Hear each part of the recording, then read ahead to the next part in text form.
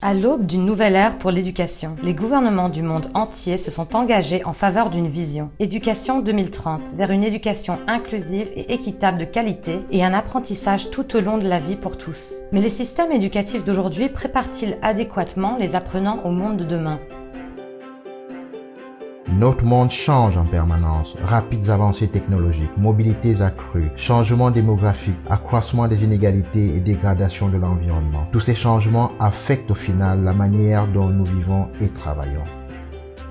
Cela signifie que nos systèmes éducatifs doivent préparer les apprenants pour des emplois qui n'existent pas encore. Et certains disent même que dans peu de temps, les machines nous remplaceront dans de nombreux emplois. Nous ne parlons pas seulement du travail manuel, les machines développeront aussi d'autres compétences essentielles à la réussite de nombreux emplois de services et de bureaux.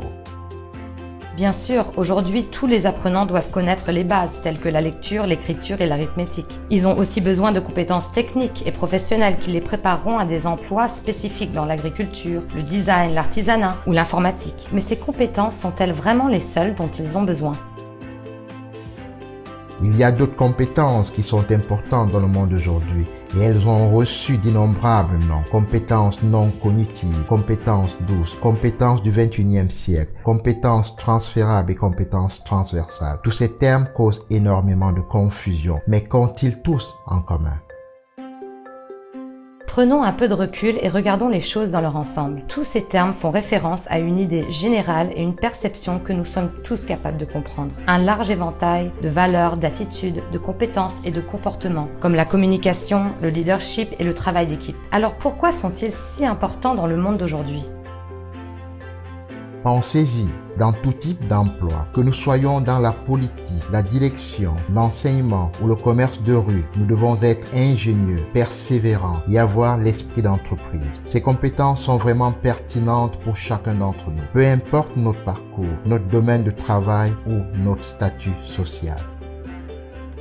Si nous voulons vraiment bâtir des sociétés plus pacifiques et prospères, nous devons non seulement commencer dans la salle de classe, mais aussi avec l'individu pour que les apprenants puissent développer leur pensée critique, leur créativité et une curiosité d'apprendre. L'éducation doit préparer les apprenants à vivre ensemble, en développant empathie, tolérance et respect envers la diversité. Mais malheureusement, la plupart des systèmes éducatifs sont loin d'équiper les apprenants avec ces compétences essentielles.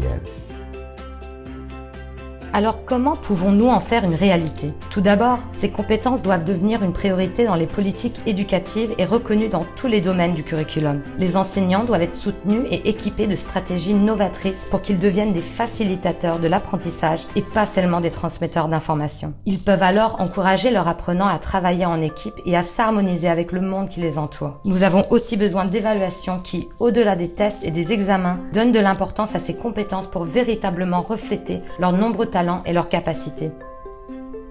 Chacun d'entre nous, que nous ayons un rôle de décideur, éducateur, parent ou élève, doit agir. Comment les systèmes éducatifs peuvent-ils alors suivre ce monde en pleine évolution ? Comment peuvent-ils mieux préparer les apprenants à mener une vie plus heureuse, plus saine et plus productive ? Et comment pourraient-ils véritablement contribuer à un avenir plus pacifique, équitable et durable ? Donnez-nous votre avis.